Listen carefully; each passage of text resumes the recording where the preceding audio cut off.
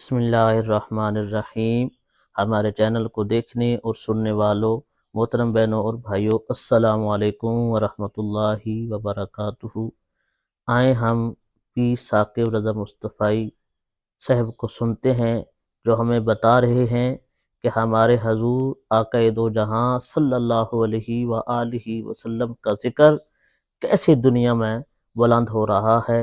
غور سے سنیں، انشاءاللہ آپ کا ایمان تازہ ہو جائے گا۔ کائنات کا گوشہ گوشہ حضور کے ذکر سے چمک رہا ہے۔ شرق سے لے کر غرب تک کوئی لمحہ ایسا نہیں ہے جہاں حضور کا نام گونج نہ رہا ہو۔ سماٹرا کے ساحل سے لے کر کے دنیا کے دوسرے کونے تک کوئی ایک سیکنڈ بھی ایسا نہیں ہے جب اذانوں میں اشہد ان محمد رسول اللہ کی صدائیں نہ گونج رہی ہوں۔ بے شک ہر ساعت، ہر لمحہ آقا کریم علیہ السلام پر کروڑوں لوگ درود پڑھ رہے ہوتے ہیں، اور اربوں کھربوں درود حضور علیہ السلام کی ذات پہ ہر روز بھیجا جا رہا ہوتا ہے۔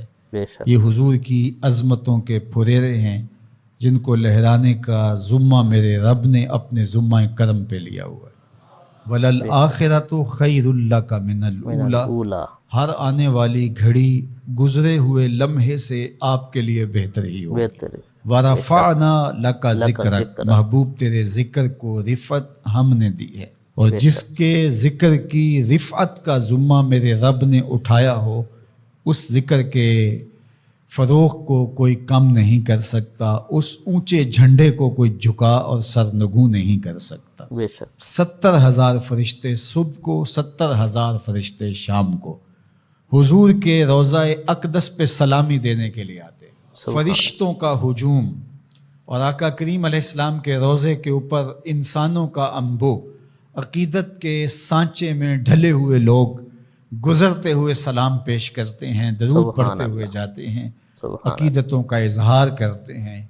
کائنات میں جس طرح ہر لمحہ اذان ہو رہی ہوتی ہے، ہر لمحہ نماز پڑھی جا رہی ہوتی ہے، یہاں سے کسی کا 10 منٹ کا فرق ہوگا، کسی کا آدھے گھنٹے کا فرق ہوگا، کسی کا 1 گھنٹے کا فرق ہوگا، کسی کا 2 گھنٹے کا فرق ہوگا، پیچھے چلے جائیں، کوئی 1 گھنٹہ پیچھے، کوئی 1.5 گھنٹہ پیچھے۔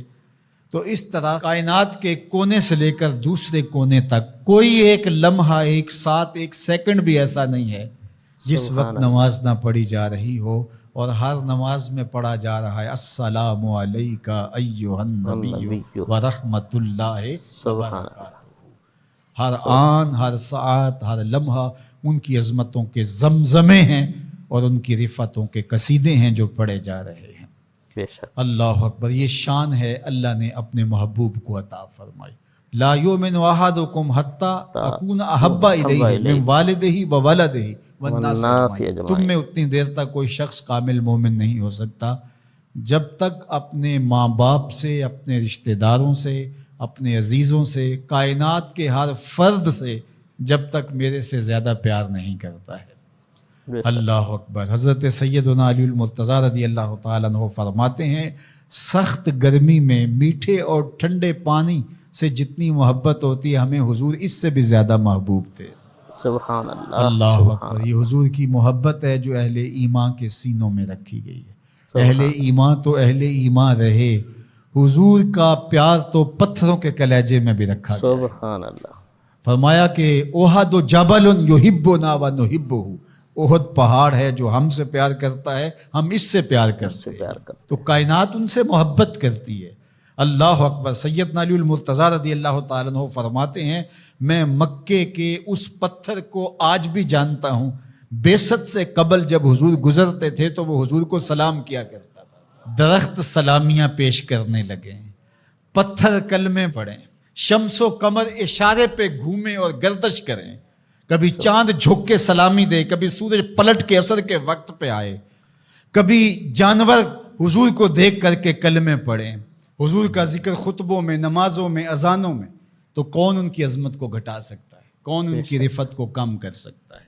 یہ اپنے خوب سے باطن کا اظہار تو کر سکتے ہیں، لیکن ان کی عظمت کے پھریرے جن کو رب نے محمد بنایا صلی اللہ علیہ، محمد کون ہوتا ہے؟ الذی یحمد حمدا بعد حمد، جس کی تعریف کی جائے جی پھر بھی نہ بھرے پھر تعریف. سبحان اللہ سبحان ابھی تشنگی باقی ہے، ورق تمام ہوا اور مدح باقی ہے، پھر تعریف کی جائے.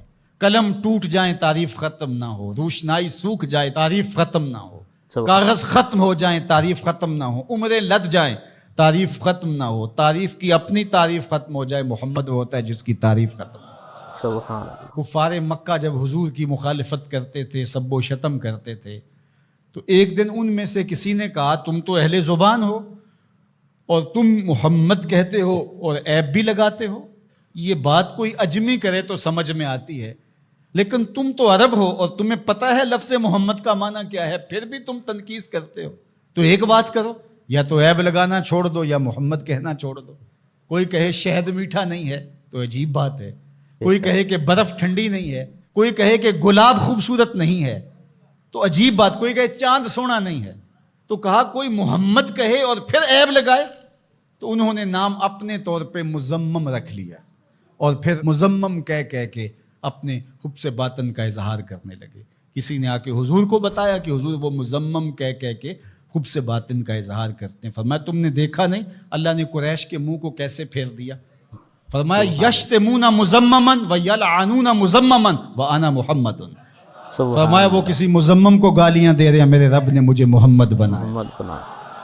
جب خاکے تراشے گئے تھے، میں نے کہا خاکے تو خاکیوں کے ہوتے ہیں، جو پیکرے نور ہو بلا اس کے بھی خاکے تراشے جا سکتے ہیں. جس کا سایہ بھی رب نے بننے نہیں دیا اس کے خاکے کیسے ہو سکتے ہیں؟ تم اپنے تصور سے کچھ بنا رہے ہو، وہ میرے حضور کے خاکے نہیں ہو سکتے. ان کا تو نہ ثانی بنایا گیا نہ ان کا سایہ بنایا گیا. مثل او در عالم امکان متصور نیست، خدا نے وہ سچا ہی پن چھڑیا جہدے وچ محمد نو اٹھا لیا. حسینہ جمیلہ دا منہ موڑ دیتا، محمد بنا کے قلم توڑ دیتا. چاند کی طرف منہ کر کے تھوکنے سے اس کی نوری کرنے میلی نہیں ہو سکتی. مدینے کا چاند کل بھی روشن تھا، مدینے کا چاند آج بھی روشن، اور رہے گا یوں ہی ان کا چرچا رہے گا.